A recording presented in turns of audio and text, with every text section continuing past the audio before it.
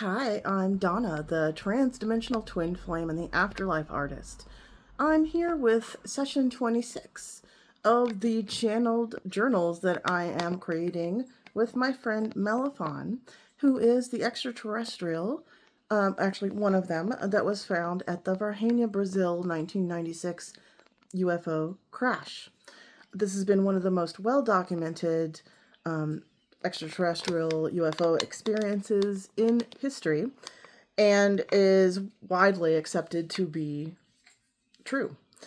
I met this being who called himself MELAFON in a blind remote viewing session that I did at the beginning of this year, 2026. A blind remote viewing session means that all that we are given for the session is our 8 random numbers. We have no idea what we are going to be connecting with and viewing. It could be anything in the past, present, or future, on the earth, off the earth, in a different dimension or a universe, or anything like that. So literally, it could be anything. And it turned out to be this being. And I described him accurately, and I drew his ship exactly the way it appears. I even drew the statue that they erected in town that looks like a 1950s cliche UFO, like a flying saucer. His ship did not look like that. It looked more like a Tic Tac. But because I trust my remote viewing skills and my psychic skills, and I know that I was connecting with this amazing being, he volunteered to be one of my guides and advised me that if I would like to communicate with him and get some life advice and teaching every morning, that a good practice would be to meditate and connect with him first thing in the morning and avoid all digital technology. Avoid the phone, definitely not watching the news. I don't do that anyway. I don't know why, people... It would be great if people thought about how they're starting their day. I intentionally and consciously have started, 11 years ago, I started paying attention to how I spend my time and what I ingest. And more people are talking about that now, but at the time, they weren't. It was me figuring out that my nervous system did not need to hear certain things every day. None of them were helpful. And now that we know that a lot of the information that we get is untrue, or it's propaganda, or it's geared to give a certain reaction, and it's never the whole truth, if any truth. I'm sure some of it is true, but a lot of it is geared to create fear. And if you've been in the spiritual community for any length of time, and if you've watched this channel, you know that fear is one of the lowest vibrations possible.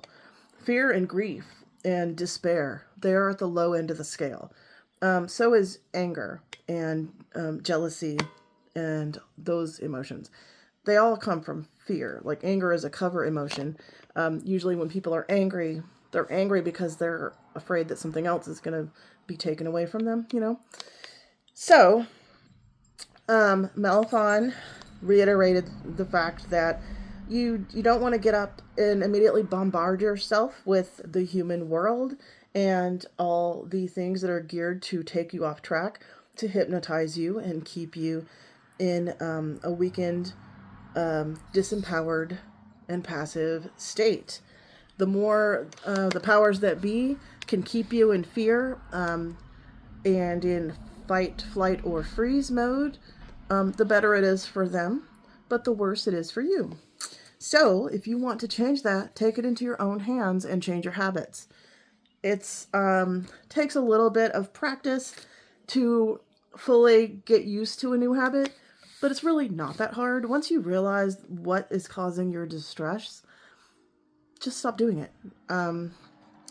Sometimes if it's an addictive type of behavior, like getting on my phone was quite an addiction, because we've all been basically herded into a society where we're dependent on technology, and it's largely the phone. So since society has geared it to where everything you need is pretty much at your fingertips on your phone, sure, it's made a lot of things convenient, but it has also made us completely dependent on these companies that supply our internet. and the technologies that work with it. So I'm consciously choosing to meditate in the morning and connect with my guides and my twin flame, Chris, in spirit. That's why I call myself the Transdimensional Twin Flame. I am not just one person. I am part of a twin flame duo. We share a soul blueprint. So, and even though he is across the veil, that doesn't matter. If you you can think of it as quantum entanglement. If you understand, even a little bit about quantum physics, they have proven that is a real phenomenon. And this is basically, I consider it the same thing. I'm able to easily communicate and feel him 24/7.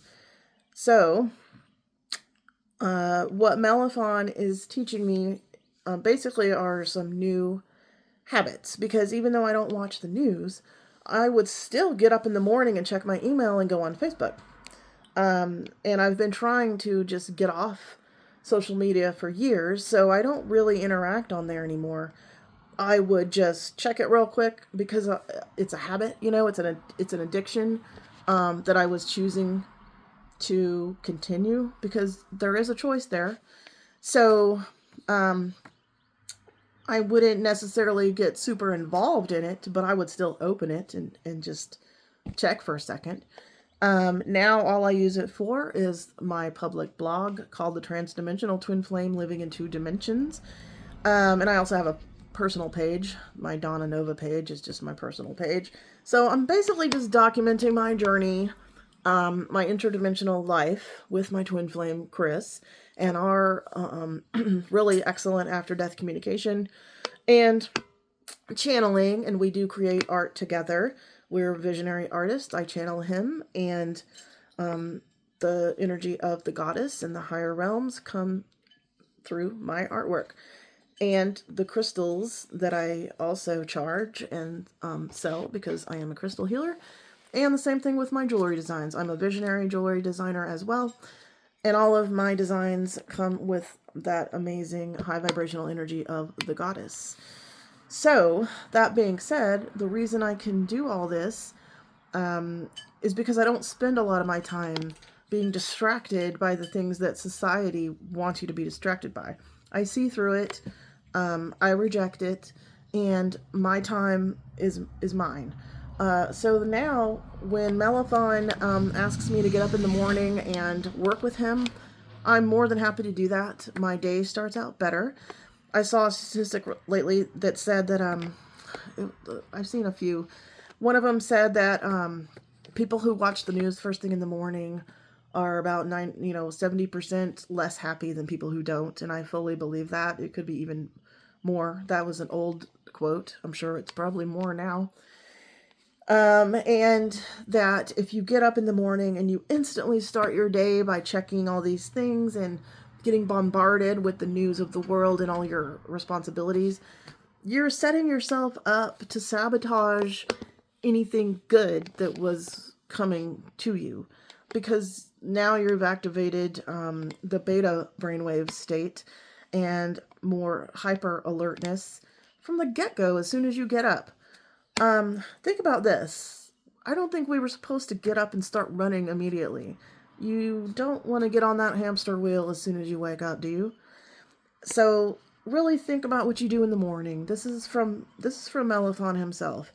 Think about what you do every morning. Be conscious of your behavior all day long. If something is making you feel unwell in some way, pay attention to that. If you pay attention to how you feel, it could be subtle, even annoyance, any kind of tension that you're holding in your body. Pay attention to those things and like, why? What's causing it? And then if there's something you can do about it, do it. Take charge of your life in small ways that way.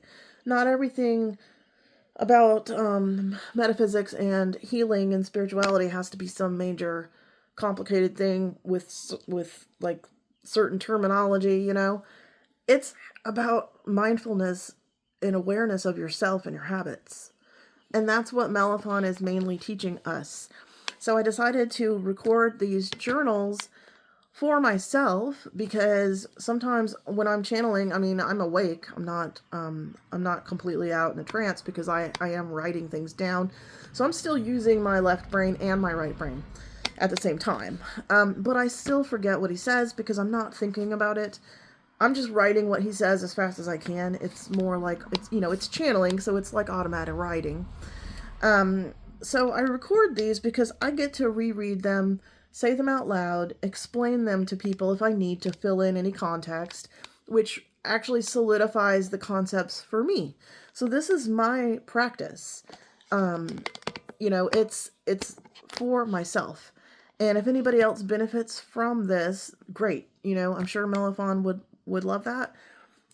He's such a kind and beautiful being. So let's just flip right now to the next installment, MELAFON Journals. And like I always say, I am visually impaired, so I'll do my best to show you the page, but I have to get close to it to read it. So you won't be able to see the whole page the whole time. All right. Here's the first page. I always draw us and connect us, and then I ask him, I say good morning to him. Okay. Sorry, it's a little bit dark in here, so I'm going to have to hold it closer. Okay. Good morning, MELAFON. I hope you're well. And he always calls me human, which is funny. So he says, hello, human. I am, and I wish the same to you. Would you like to talk about emotional stability during times of change again? Which I'm laughing because I'm like, yes. Like, duh. What else are we all thinking about right now, right?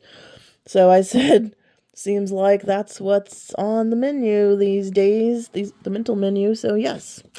So he says, okay. And then he starts listing these numbered steps. So these are things that he's pretty much said before, but he's just going to reiterate. Okay, so number 1. In morning, sit and connect with your higher self, your guides, and the divine. Do not allow societal hypnotics and pollutants inside your mental sphere. Start your day with centered calm. Number 2, move your energy. It needs to flow. No stagnation. This means move around physically. Qigong and yoga are good for that. But you can also visualize your energy moving. That's part of energetic hygiene, to sit and breathe slowly and imagine your energy draining into the earth or connecting up into spirit. Just run it through your body. Your energy does need to move, just like your blood.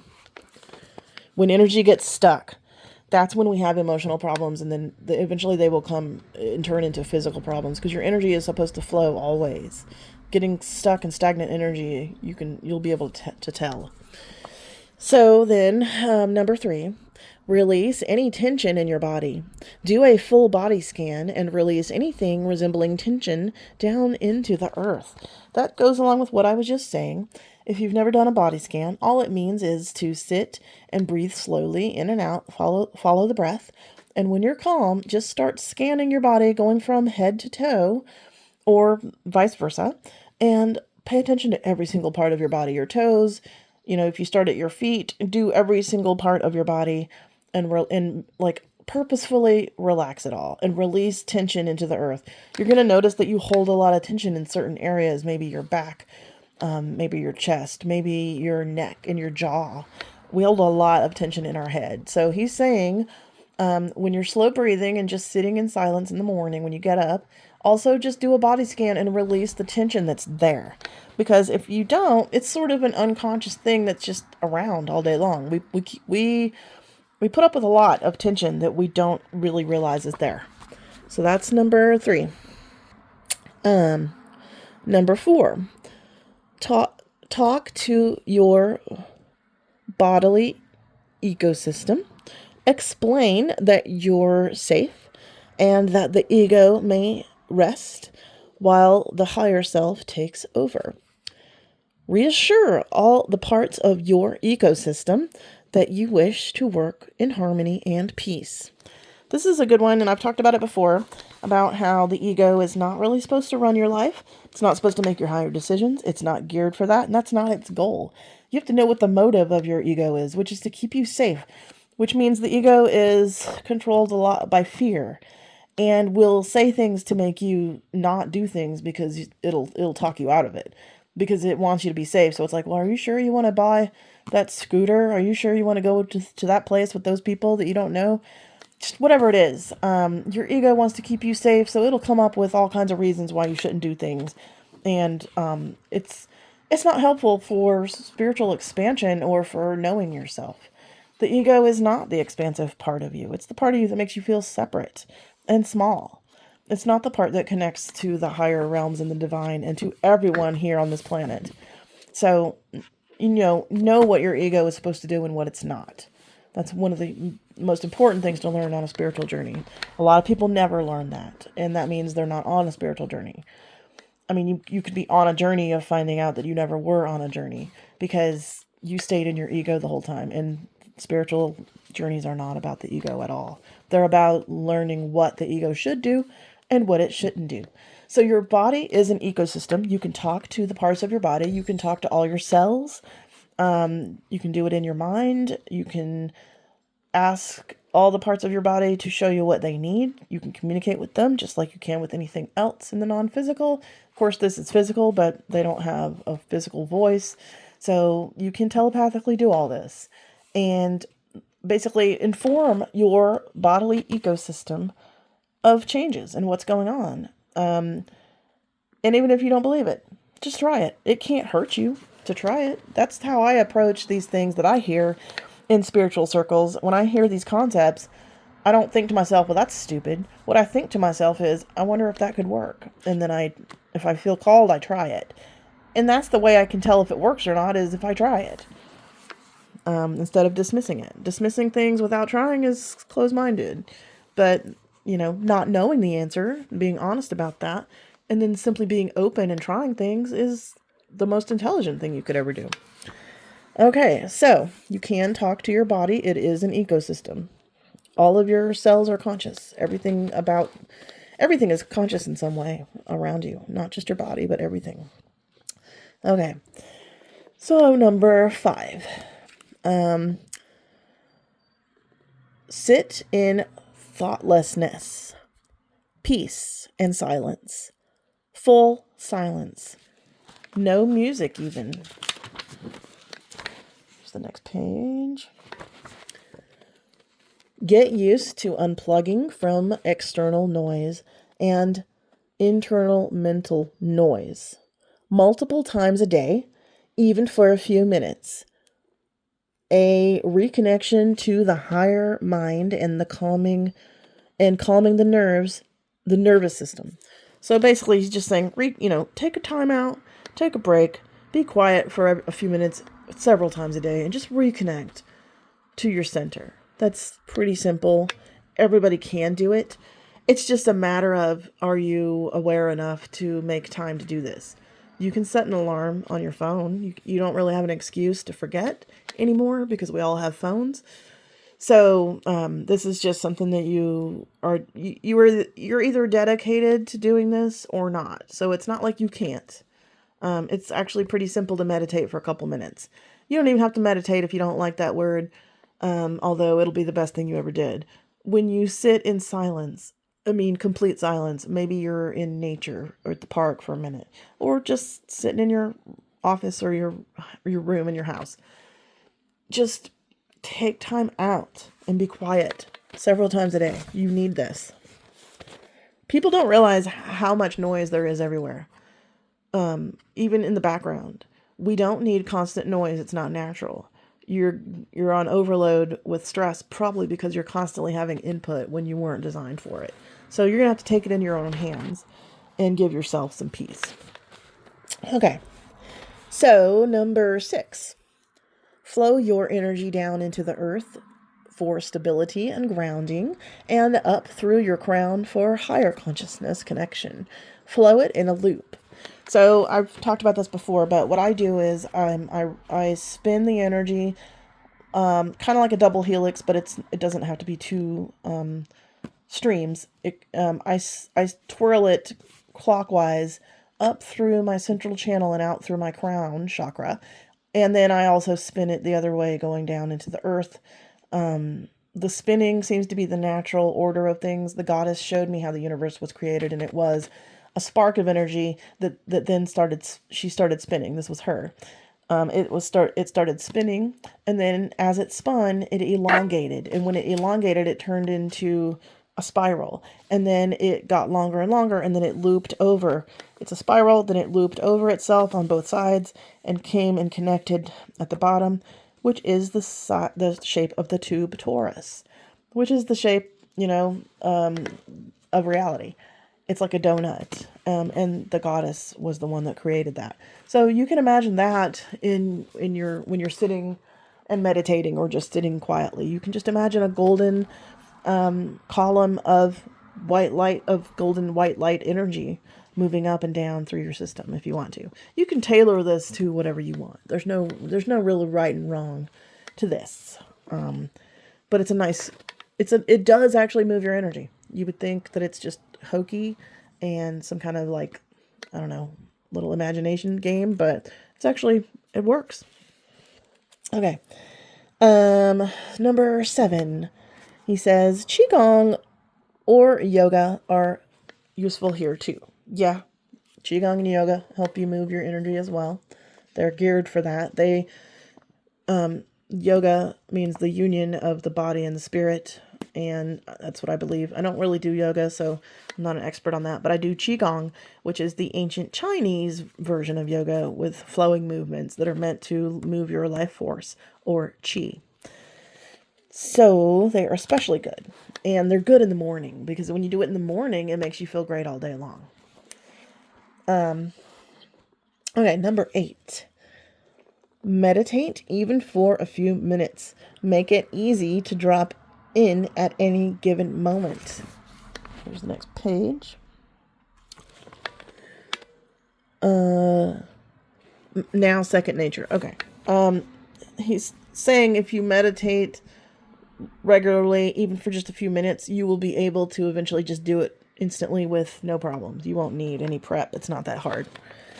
I don't really even need to meditate anymore. I just drop into my altered state and my connection with spirit instantly. I've been meditating for 11 years a lot, so I'm at the point where I actually don't need long-term meditation time. I'm always kind of in a meditative state. I'm always connected to the divine and to the other side and to the higher realms, like 24/7. So sometimes I'm more focused on the 3D, and sometimes I'm more focused on the spirit side.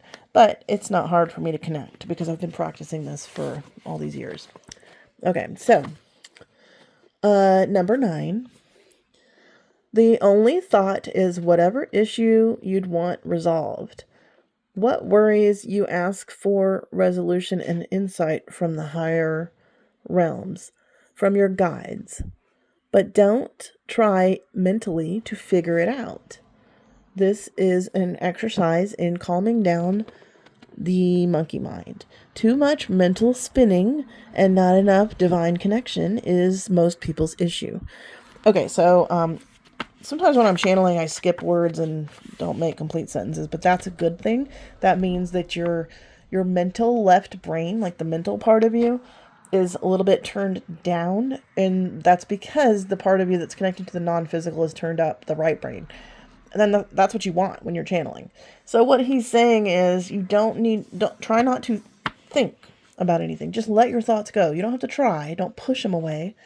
Let them go when you're doing this, when you're relaxing. And the goal is to eventually have nothing in your head, because you're probably thinking too much, just like most of us. And when you stop that chatter, that mental chatter that's always going on, that's when you can hear the divine guidance that you're getting. That's when you can hear your people in spirit talking to you.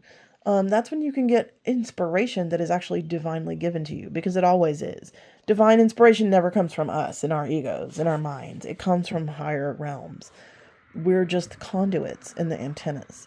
So you're learning how to turn on your antenna by doing all this.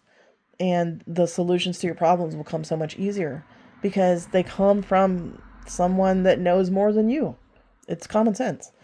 So he's saying, if you have one thing you would like to resolve, ask that question. Just say, what I would like, Spirit, or, or talk to your higher self, however you want to do it.